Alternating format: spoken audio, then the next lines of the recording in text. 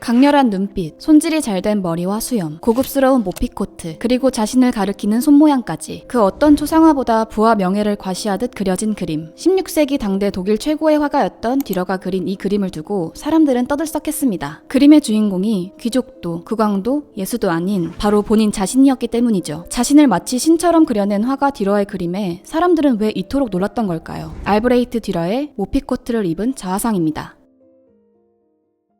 이 그림이 처음 등장했을 때 사람들은 그림 속 인물이 누구인지 궁금했습니다. 예수 그리스도를 그린 거냐는 이야기도 있었죠. 실제로 6세기쯤 화가들이 예수의 얼굴을 그릴 때는 좌우대칭을 맞춰 완벽하게 그렸습니다. 이런 특징은 이 작품에서도 찾아볼 수 있죠. 또 코트 깃을 만지는 손 모양도 그리스도 축복의 기도손과 유사합니다. 때문에 사람들은 그림의 진짜 주인공을 예수라 생각하기도 했죠. 얼핏 보면 종교와 같기도 한 이 그림. 하지만 사실 그림 속 인물은 화가 본인입니다. 알브레히트 듀러가 자신의 모습을 그린 자화상이죠.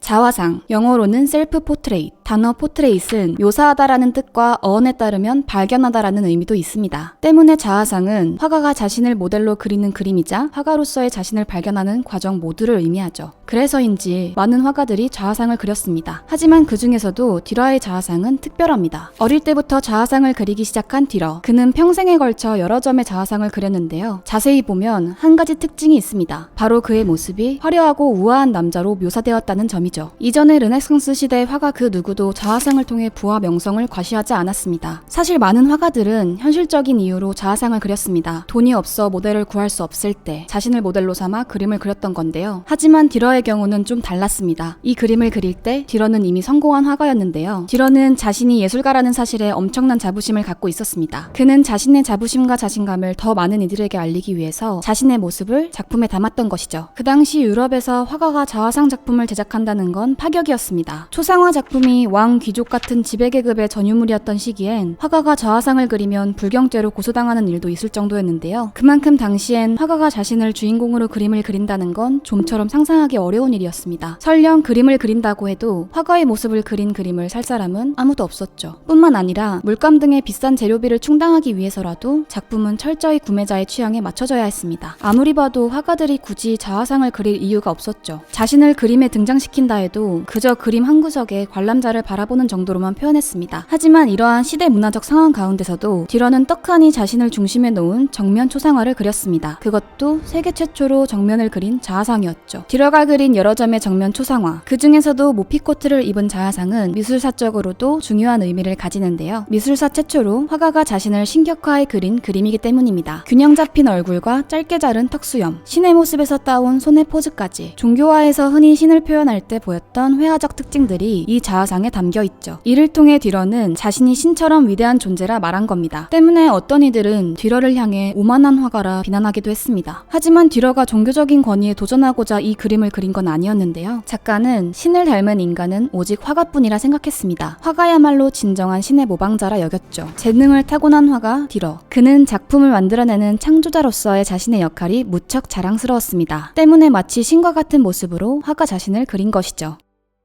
하지만 듀러가 활동하던 독일에서는 화가를 주체적인 존재로 여기는 인식은 매우 특이했습니다. 당시 독일에선 화가에 대한 대우나 사회적 시선이 그리 좋은 편은 아니었죠. 그저 주문을 받아 만들어내는 수공업자나 기술자로 여겨졌습니다. 하지만 듀러는 화가가 창작자로서 주체성을 가졌다 믿었고 이를 사람들에게도 인정받고 싶었습니다. 그가 이런 생각을 갖게 된 결정적 계기는 바로 여행이었는데요. 1494년 가을, 듀러는 처음으로 이탈리아를 방문했습니다. 원근법을 비롯해 최신식 미술 이론을 배웠죠. 그뿐만이 아니었습니다. 미켈란젤로, 레오나르도 다빈치 등 르네상스를 이끈 화가들을 향한 사회의 존경 어린 시선, 심지어 화가가 귀족들과 함께 어울리는 모습을 보며 듀러는 큰 충격에 빠집니다. 이탈리아에서 화가는 단순히 의뢰받은 그림을 그리는 사람이 아닌 주체적으로 창작을 하는 존재였습니다. 독일로 돌아온 듀러는 화가에 대한 인식을 개선하려 애쓰기 시작합니다. 귀족과 예술가는 동등하다는 개념을 전파하기도 했죠. 이 과정에서 탄생한 작품이 바로 모피코트를 입은 자화상입니다. 즉 그림은 하나의 선전도구였던 셈이죠. 있었죠. 작가는 그림을 통해 자신을 비롯해 화가들이 고급스러운 존재로 보이길 기대했습니다. 자신의 가치를 올리기 위한 작가의 고도의 전략이었죠. 듀러가 입고 있는 옷부터 머리 스타일까지 모든 게 전략적이었습니다. 윤기나는 구불구불한 갈색 머리와 잘 정리된 수염으로 고급스러운 분위기를 더하고 이탈리아 상류층이나 입던 모피 코트를 입혔죠. 이토록 화려하고 고급스러운 듀러의 모습은 그가 가진 경제력과 사회적 지위를 나타냈습니다. 자연스레 감상자가 그림 속 인물을 굉장히 부유하고 지체 높은 누군가라고 생각하게 의도한 것이죠.